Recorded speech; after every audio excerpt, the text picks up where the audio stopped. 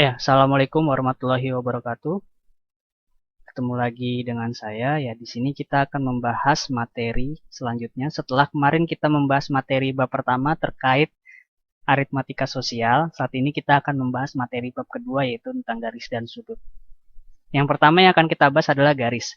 Nah, di sini ada tiga jenis garis yang didefinisikan berdasarkan kedudukan. Yang pertama sejajar. Nah, definisi sejajar itu adalah apabila garis tersebut tidak memiliki persekutuan atau titik potong. Nah, garis itu dikatakan sejajar. Nah, bentuknya seperti ini. Atau bisa juga seperti ini, saling berdiri atau juga tidur seperti ini seperti sama dengan ya. Ini yang dikatakan garis itu sejajar atau berhadapan. Ya, tidak bertabrakan. Kemudian yang kedua, itu ada yang namanya garis yang berpotongan. Dua garis dikatakan berpotongan apabila garis tersebut memiliki satu titik potong atau persekutuan. Titik potongnya yang mana sih nih? Nah, ini namanya titik potong. Atau bisa bentuknya seperti ini, tanda tambah. Nah, ini titik potong ya. Dia ketemu di satu titik. Ini namanya titik potong. Lalu yang ketiga itu adalah garis horizontal dan vertikal. Biasanya untuk garis horizontal dan vertikal, ini kalian bisa temukan di kerangka bangun ruang sisi datar, seperti kubus, balok, limas, prisma, dan lain sebagainya. Nah, di sini ada dua jenis ya, horizontal maupun vertikal. Horizontal yang mana sih nih? Horizontal itu yang tidur.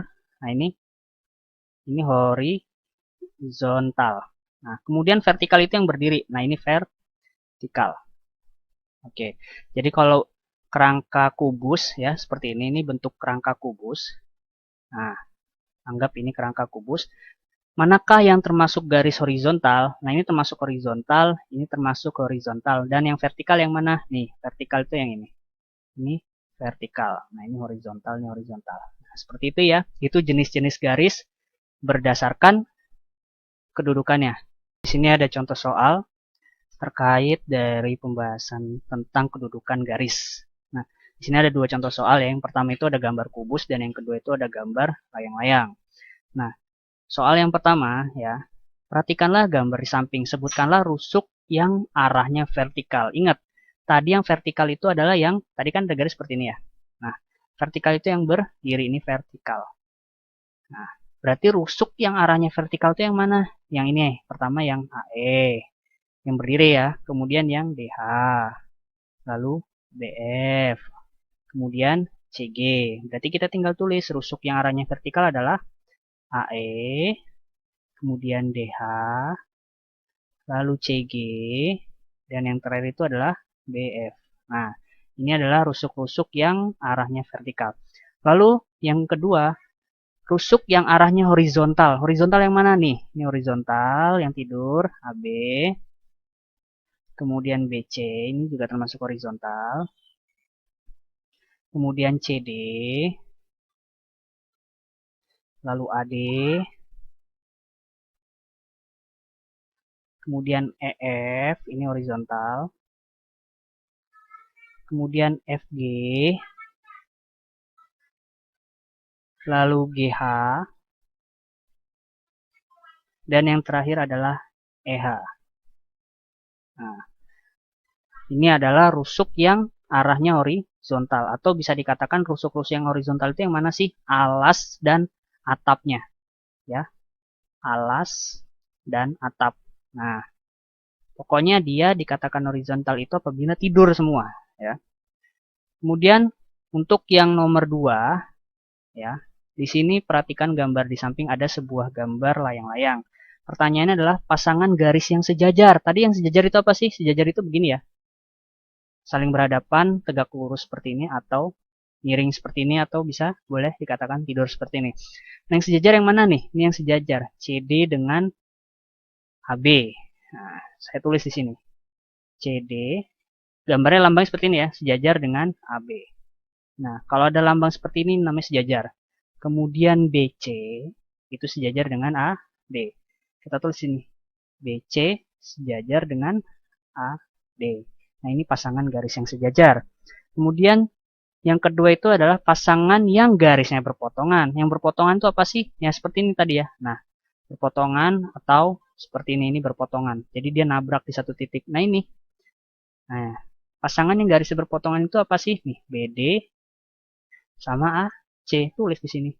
BD dan AC yang saling berpotongan. Itu contoh soalnya ya. Jadi nanti kalau ada contoh soal seperti ini, kalian tinggal mendefinisikannya, berarti kalian sudah tidak kesulitan lagi ya, karena sudah diberitahukan contohnya. Ya, masih dalam bab yang sama, selanjutnya kita akan membahas tentang sudut. Ya, di sini definisi sudut adalah daerah yang dibatasi oleh dua garis yang berpotongan pada satu titik. Ini ya, ini titiknya, ini garisnya, ya, dua garis yang berpotongan pada satu titik. Nah, sudutnya yang ini namanya sudut. Kemudian garis AC dan garis AB itu apa? Garis AC dan garis AB itu dinamakan kaki sudut. Jadi sudut itu punya kaki ya. Dan selanjutnya itu setelah definisi sudut, di sini ada jenis-jenis sudut. Ada 4 jenis. Yang pertama itu sudut lancip. Nah, ini gambar sudut lancip. Maksudnya sudut lancip itu apa sih? Nah, sudut lancip itu punya definisi. Nah, ini lambang sudut ya. Sudut lancip itu dikatakan lancip apabila besar sudutnya lebih besar dari 0 derajat sampai dengan kurang dari 90 derajat. Jadi misalnya nanti ada contoh soal seperti ini. Termasuk jenis sudut apakah sudut berikut ini apabila besar sudutnya 89,9 derajat misalnya. Nah, 89,9 derajat itu kan masih di bawah 90 derajat. Maka dia masih dikatakan sudut lancip. Kecuali dia sudah 90 derajat ya, bukan sudut lancip. Dan yang kedua adalah sudut siku-siku. Nah, ini dikatakan sudut siku-siku apabila besar sudutnya itu sama dengan 90 derajat. Nggak boleh kurang, nggak boleh lebih. Jadi harus sesuai yaitu 90 derajat.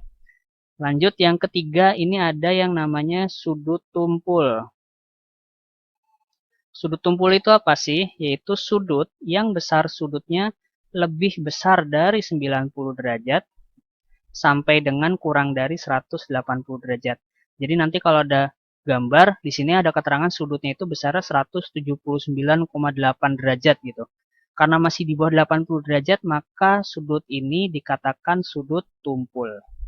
Lanjut yang terakhir itu adalah sudut lurus. Sudut lurus itu adalah sudut yang besarnya 180 derajat pas ya, nggak boleh kurang, tidak boleh lebih. Baik, kita lanjutkan setelah tadi kita membahas tentang jenis-jenis sudut. Selanjutnya kita akan membahas tentang hubungan antara dua sudut. Itu yang pertama adalah saling berpelurus. Maksud dari saling berpelurus itu apa? Di sini saya ilustrasikan dengan gambar. Jadi saling berpelurus itu adalah apabila dua buah sudut atau lebih jika dijumlahkan hasilnya 180 derajat. Di sini saya misalkan dengan dua buah sudut aja ya. Ini sudut pertama, ini sudut kedua. Nah, jadi syaratnya saling berpelurus itu adalah apabila sudut satu atau sudut pertama ditambah dengan sudut kedua itu hasilnya 180 derajat. Ini dikatakan sudut saling berpelurus. Nah, dengan gambar yang sama saya buatkan contoh soal. Misalnya seperti ini, sudut ya. Ada dua buah sudut. Sudut yang pertama itu besarnya saya misalkan dengan 2x. Kemudian sudut yang kedua itu 4x dikurang 6 derajat. Pertanyaannya adalah besar dari nilai x. Nah, kalau ada soal seperti ini, syaratnya tadi kan kalau sudut berpelurus, sudut pertama ditambah sudut kedua hasilnya 180 derajat. Ya udah kita gunakan cara seperti itu. Jadi kita jumlahkan sudut pertamanya 2x. Ditambah sudut keduanya itu 4x dikurang 6 derajat sama dengan 180 derajat. Nah, yang ada variabelnya kita kelompokkan dengan yang ada variabelnya. Ini prinsip aljabar. Yang tidak ada variabelnya kita pindahkan. Karena melewati sama dengan, dia negatif berubah menjadi positif. Jadi kita salin dulu. 2x ditambah 4x sama dengan 180 derajat ditambah 6. Di sini 2x tambah 4x sama dengan 2 tambah 4 sama dengan 6. Jangan lupa variabelnya yaitu 6x. Nah, 180 ditambah 6 jadinya 186 derajat. Kemudian nilai x sama dengan, tinggal dibagi saja ya, 186 dibagi 6. Hasilnya adalah 31 derajat. Ini besar nilai x-nya. Nah, Lalu ada juga nih nanti contoh soal seperti ini saya buatkan. Misalnya soalnya seperti ini. Tentukanlah besar pelurus dari, nah titik 2, misalnya yang pertama itu 30 derajat dan yang kedua misalnya 60 derajat. Nah, tadi pelurus itu syaratnya apa sih? Dua buah sudut atau lebih jika dijumlahkan hasilnya 180 derajat. Ya udah, untuk mencari besar pelurusnya, karena dua buah sudut atau lebih besarnya 180 derajat, totalnya harus 180 derajat, ya kita tinggal kurangi saja. 180 derajat dikurangi 30, maka sama dengan 150 derajat ini pelurusnya. Jadi maksudnya apa sih? Maksudnya 30 harus ditambah berapa sih supaya hasilnya 180, yaitu ditambah 150. Nah, yang kedua B-nya juga sama, 180 derajat dikurangi 60 derajat, yaitu hasilnya 120 derajat. Ini pelurusnya. Nah, seperti itu. Mudah ya. Lanjut, yang selanjutnya itu adalah saling berpenyiku. Nah, diambil dari kata dasar siku. Sudut siku-siku itu besarnya 90 derajat. Maka dia dikatakan saling berpenyiku apabila dua buah sudutnya atau lebih jika dijumlahkan hasilnya 90 derajat. Sini saya langsung kasih contoh soal. Sudut yang pertama misalnya X, sudut yang kedua itu kita misalkan dengan 2X ditambah 15 derajat. Pertanyaannya tentukanlah nilai dari X misalnya ya. Nah, sama caranya. Dia jika dijumlahkan hasilnya harus 90 derajat. Ya udah, berarti kita tulis seperti ini. Ya, saya tulis dulu rumusnya, yaitu sudut pertama ditambah sudut kedua atau sudut ketiga jika ada 3 sudut, itu hasilnya harus 90 derajat. Ini rumusnya ya. Nah, kemudian untuk mengerjakan soal ini, caranya adalah kita tinggal jumlahkan saja sudut pertamanya itu X derajat, dan sudut keduanya itu ditambah 2X ditambah 15 derajat sama dengan 90 derajat. Sama seperti tadi, ini kita jumlahkan X ditambah 2X menjadi 3X. Langsung saja ya. 15-nya kita pindahkan. Karena positif, pindah melewati sama dengan berubah jadi negatif. Jadi 90 dikurangi 15 derajat. Maka hasilnya adalah 75. Nah, berarti besar nilai X-nya adalah 75 dibagi 3. Hasilnya adalah 25 derajat. Nah, ini besar nilai X-nya. Atau model soal yang sama dengan soal yang di atas tadi. Misalnya, tentukanlah penyiku dari misalnya 30 derajat. Ya sudah, untuk menentukan penyikunya, ya tadi, total sudut penyiku itu adalah 90 derajat ya. Berarti 90 dikurangi ini 30, dikurangi 30 derajat. Maka penyikunya adalah 60 derajat seperti ini. Nah, lanjut yang terakhir itu saling bertolak belakang. Nah, saya buatkan ilustrasinya berupa gambar. Saling bertolak belakang itu seperti ini. Misalnya ada tanda X. Nah, ini A, ini B, ini C, yang ini D. Saling bertolak belakang itu maksudnya A sama C ini saling bertolak belakang. Kemudian B sama D saling bertolak belakang. Ya, misalnya sudut A dan sudut C saling bertolak belakang. Nah, syaratnya itu kalau sudut A dan sudut C saling bertolak belakang, maka dia besarnya sama. Jadi sudut A itu besarnya sama dengan sudut C yang saling bertolak belakang. Kemudian sudut B itu besarnya sama dengan sudut D ya, karena saling bertolak belakang. Ini besarnya sama. Nah, contoh soal misalnya seperti ini ya. Saya ada contoh soal ya. Gambarnya seperti ini, ada 4 buah sudut. Sudut yang pertama itu A, sudut yang kedua itu B, sudut yang ketiga itu C, dan yang terakhir itu 40 derajat. Nah, pertanyaannya adalah tentukanlah besar sudut A. Nah, yang pertama itu besar sudut A. Kemudian yang kedua misalnya besar sudut B. Yang ketiga misalnya besar sudut C. Nah, kita tentukan yang besar sudut A. Lihat, 40 derajat dengan sudut A itu dia sifatnya adalah saling bertolak belakang. Maka sudut A itu ya besarnya sama dengan 40 derajat. Karena syaratnya apa? Tadi yang saling bertolak belakang itu besarnya sama ya, sudut A dengan sudut C. Nah, ini saling bertolak belakang besarnya sama. Kemudian yang B, sudut B itu kalau kita tarik garis lurus ini atau kita putar ya, gambarnya kita putar seperti ini misalnya. Nah, ini 40 derajat, ini B-nya.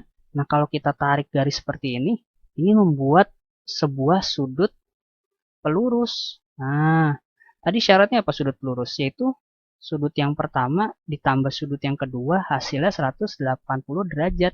Berarti besar sudut B-nya adalah 180 derajat dikurangi 40.